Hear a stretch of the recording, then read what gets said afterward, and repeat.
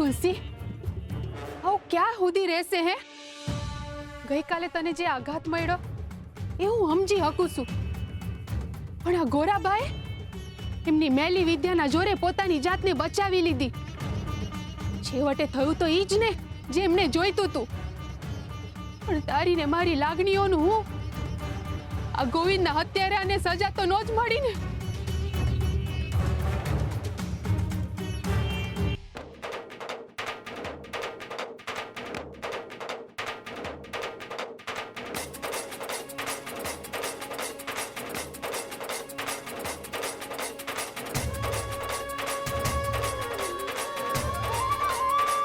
જો ભગવાન તમારા ભાઈબંધ છે અને તમે બહુ મોટા ભગત છો તો કદાચ એમણે આપણું બાળક મારવા બદલ તમને માફ કરી દીધા હશે,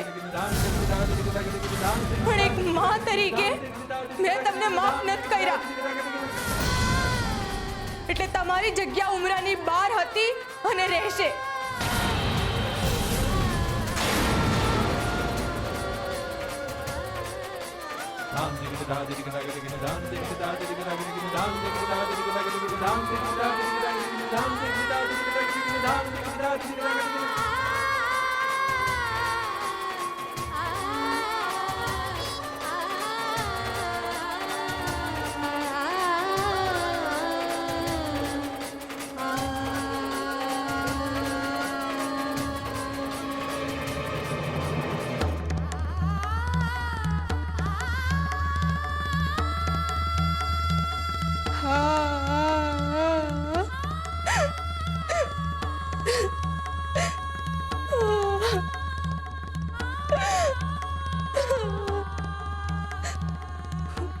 ગોવિંદ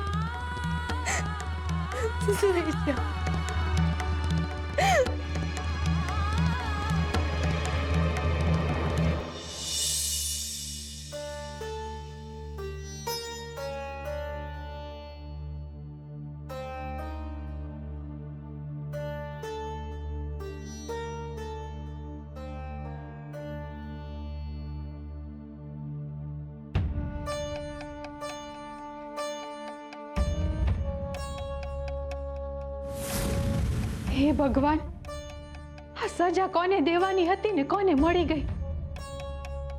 આ ગોરાબાને સજા મળી એમાં આ હુકમ બેભાન થઈ ગયા હશે. દરેક વખતે તકલીફ મારા ઘરને પડી રહી છે. ખબર નહીં આ ક્યારે ભાનમાં આવશે. અને મને એ ન સમજાતું કે આવું થયું કઈ રીતે હશે. આ તુલસી સિવાય બીજા કોઈનો પથરો ગોરાબાને અડ્યો નથી. હું કઈ રીતે બન્યું હશે? નક્કી કોઈ વાત તો છે. હા, પૂજારી બાપા કહેતા હતા કે ગોરા અને એના બાપા મેલી વિદ્યાના જાણકાર છે. એમની ઈ શંકા સાચી જ હશે. પણ ગોરાબા મેલી વિદ્યાના જાણકાર હોય તો ઈ વાતની ખબર મને તો પડી જ જાય. પણ આ દી સુધી અંદેશો ન થયો. કાંઈક તો છે, બાકી એવું બને જ નહીં કે પથરા પાછા આવે. મેં મારી જિંદગીમાં આવું પહેલી વાર જોયું છે. ખબર નહીં આ કયા નસીબ હારે આવ્યા છે આ ગોરાબા, કે એમના વિરુદ્ધ રમેલા દાવ દર વખતે ઓડા જ પડે છે ને એમની હારે કઈ થયું નહીં ને આ ભાનમાં ન થાવી રહ્યા. ગોરા, ગોરા, તમે ભાનમાં આવી ગયા? હું ક્યાંની એ જ વિચારતી હતી કે તમને ભાન ક્યારે આવશે. ગોરા ક્યાં છે? મારે એની પાસે જવું છે. ક્યાં છે ગોરા? મારો ભાઈ ક્યાં છે? તમે ચિંતા ન કરો, એ ઘરે જ બેઠા છે. એમના પર હરિની કૃપા થઈ છે. તમે ચિંતા ન કરો. હરિની કૃપા થઈ છે એટલે? મીઠી, કયા મોડે પોતાની હાર કહીશ, પણ સાચું તો કેવું પડશે. આખું ગામ જાણે છે. તું નહીં કે તો બીજું કોઈ કહી દેશે. મીઠી, હું થયું ગોરાને? હા હા, આટલા ઉતાવળા ના થાવ. કહું છું, યુવરાજના આદેશનું પાલન કરો. ઉપાડો પથ્થર અને મારો. કૃષ્ણ. હા હા મારો પથ્થર. હરે કૃષ્ણ. અરે આ શું થયું છે? પથ્થર કેમ નીચે પડી જાય છે?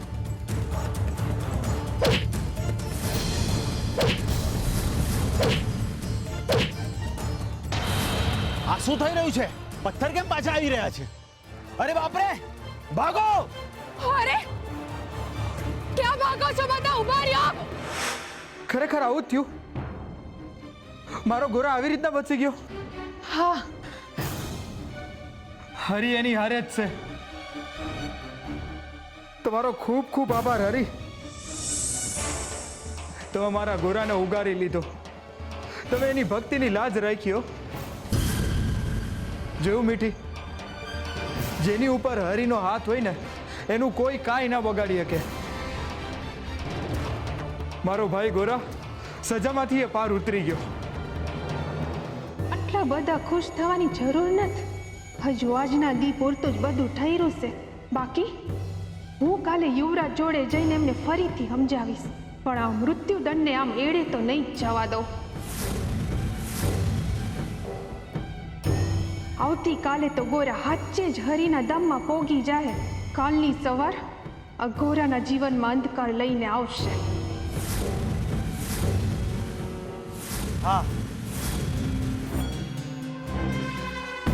સાંભળ્યું મેં કે ગોરા બચી ગયો. આ તો તમારું અપમાન છે યુવરાજ. અને તમે તો અમારા આવતીકાલના મહારાજ છો. તમે જે ગઈકાલે મૃત્યુદંડ આપ્યો ને, અમારા માટે તો તમે આજે જ મહારાજ છો.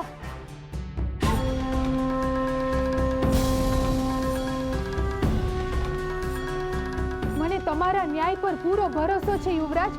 એટલે સીધી તમારી પાસે આવી ગઈ. અને આ તમારા સિપાહીઓ ડરીને સજા અધૂરી મૂકી દીધી મહારાજ, અને ત્યાંથી ભાગી નીકળ્યા. આને તો તમારા ન્યાયનું અપમાન જ કહેવાય. કંઈ કરો મહારાજ, તમારા બોલેલા શબ્દોને સાર્થક કરો. આ ઘોડાને આપેલો મૃત્યુદંડ કંઈ પણ રીતે પૂર્ણ કરો મહારાજ, પૂર્ણ કરો. સિપાહીઓ, જી યુવરાજ. જાઓ જાઓ અને ગોરાને હાજર કરો. આજે હું મારા રાજમહેલમાં ગોરાને ફાંસીએ ચડાવી દઈશ. મારે કોઈને પૂછવાની જરૂર નથી. આજે ગોરાને મૃત્યુદંડ આપીને જ રહીશ. જાઓ જાઓ અને ગોરાને હાજર કરો. જી યુવરાજ.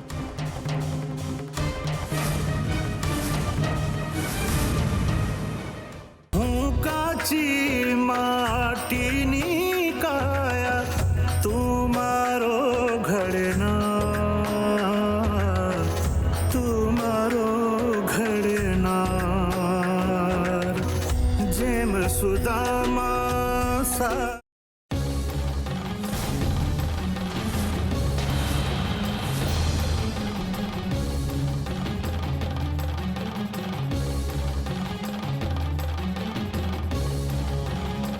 અરે આ તો હરિના ધામમાં પહોંચી ગયો. હરિ આની આત્માને શાંતિ આપે.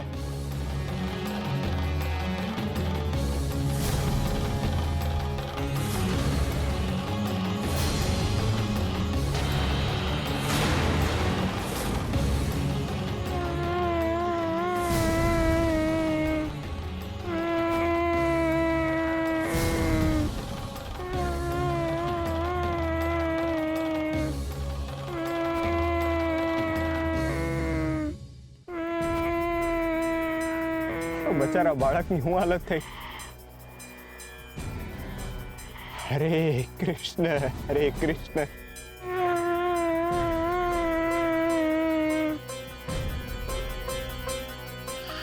હરે કૃષ્ણ, હરે કૃષ્ણ, હરે કૃષ્ણ, હરે કૃષ્ણ, હરે કૃષ્ણ, હરે કૃષ્ણ, હરે કૃષ્ણ, હરે કૃષ્ણ.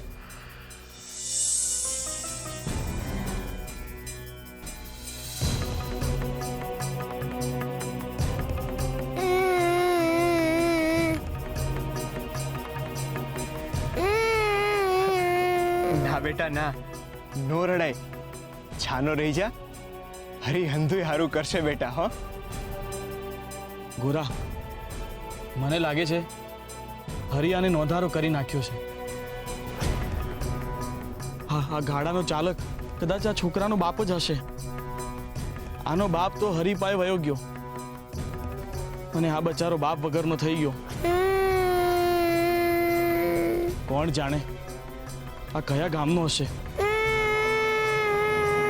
ના બેટા ના, એવું ન હોય. હો જ્યાં હરી હોય ને ત્યાં કોઈ નોંધારું ન હોય. હરી તો હવનો છે. બોલ બેટા, હરે કૃષ્ણ હરે કૃષ્ણ.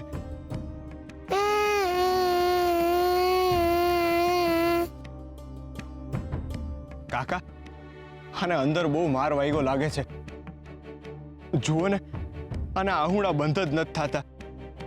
ક્યાંક આનું હાડકું તો તૂટી નહીં ગયું હોય ને? એમ કેમની ખબર પડે? ઊભો રે, હું જોઈ લઉં. હા.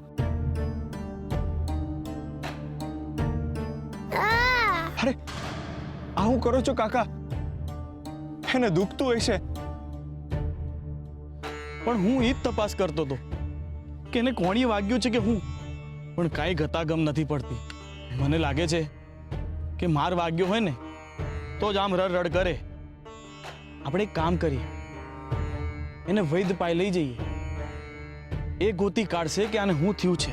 હા કાકા, હાલો આને વૈદ પાસે લઈ જાય. બેટા, આ ઢીંગલી મને આપી દે, નકર તને હાથમાં વધારે દુખશે.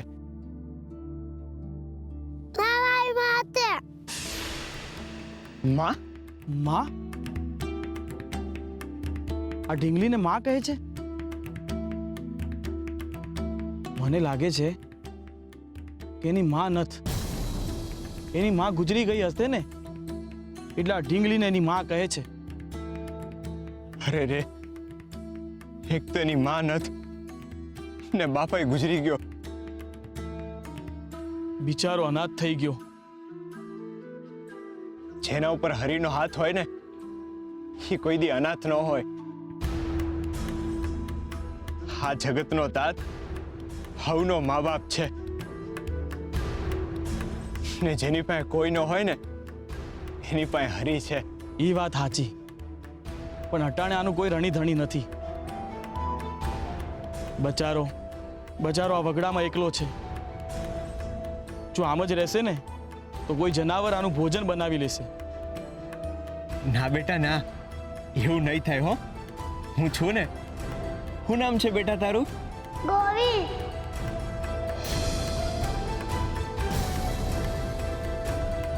ગોવિંદ?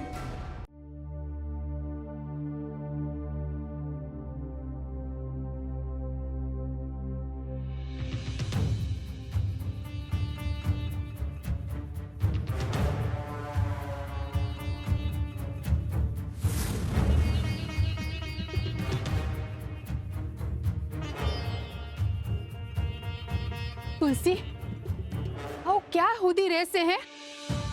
ગઈકાલે તને જે આઘાત મળ્યો એ હું સમજી શકું છું, પણ આ ગોરાબાએ એમની મેલી વિદ્યાના જોરે પોતાની જાતને બચાવી લીધી.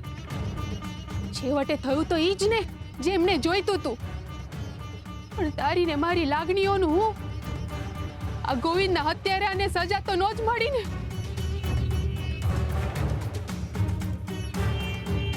પણ હું એ નહીં થવા દઉં તુલસી. જેણે અપરાધ કર્યો છે એને સજા મળીને જ રહેશે. તારા ગોવિંદની વિદાયનો વસવસો હું એળે નહીં જવા દઉં ને એટલે જ હું યુવરાજ પાસે ગઈ હતી ન્યાય માંગવા. ને જો ઈ ન્યાયમૂર્તિએ મારી માંગણીનો સ્વીકાર કરી દીધો. અને યુવરાજનો આદેશ છે ગોરા કુંભારને પકડી ને રાજમહેલમાં લઈ જવામાં આવે અને કોઈને ખબર ના પડે એ રીતે ગોરા કુંભારને ફાંસી આપવામાં આવશે. ના, ન થપાવી. ના, પણ કેમ તુલસી? તારે તારા દીકરાના ખૂનીને સજા ન થપાવી? ના. તુલસી, તું આમ અચાનક ફરી જાય એ ન હાલે. હો, આમાં મારે જ નીચે જોવાનું થાય ને. અરે તે કાલે કહ્યું તું એટલે હું યુવરાજ પાસે ગઈ હતી ફરિયાદ કરવા. મને માફ કરી દો. ગઈકાલે મારી અંદરની ભાવનાઓએ વેગ પકડ્યો હતો. એ મારી ભૂલ હતી. ભગતે મારા બાળકની હત્યા કરી છે, પણ એના બદલામાં હું એમનો જીવ તો ન લઈ શકું. જે પીડા એમણે મને આપી છે એ પીડા હું એમને ન દઈ શકું. એ મારા ભરતાર છે, ધણી છે. તમે લોકો જાઓ અહીંયાથી. હું અને ભગત અમને બેવને એકલા મૂકી દો. અમે લોકો અમારા બાળકની યાદો સાથે જીવી લઈશું. પણ છોડી દો ભગતને, છૂટો કરી દો એમને. યુવરાજને કહી દો કે તુલસીએ પોતાની ફરિયાદ પાછી ખેંચી છે. પણ તુલસી, આ કઈ રીતે શક્ય છે? તે જ કરેલી ફરિયાદ તું પાછી ખેંચે છે? આવેશમાં થઈ હતી ફરિયાદ, પણ અટાણે હું આવેશમાં નથી. મને માફ કરી દો. હું મારી ફરિયાદ પાછી ખેંચું છું.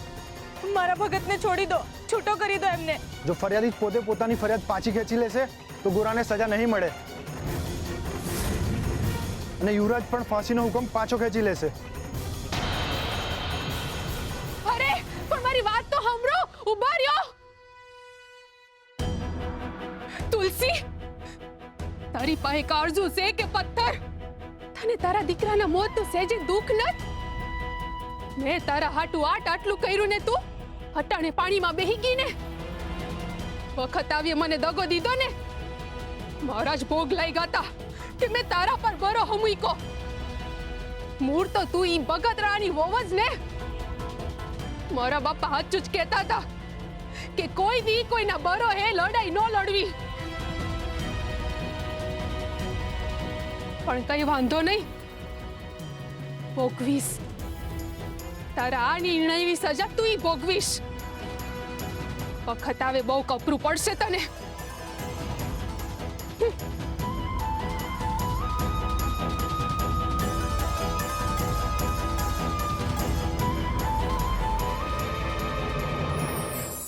તકવાદી કહેવાય છે કે હોશિયાર વ્યક્તિ હંમેશા તકનો સદુપયોગ કરી જ લે છે, પરંતુ તકનો ઉપયોગ કરવો અને તકનો દુરુપયોગ કરવો આ બંનેમાં બહુ મોટો ફરક છે.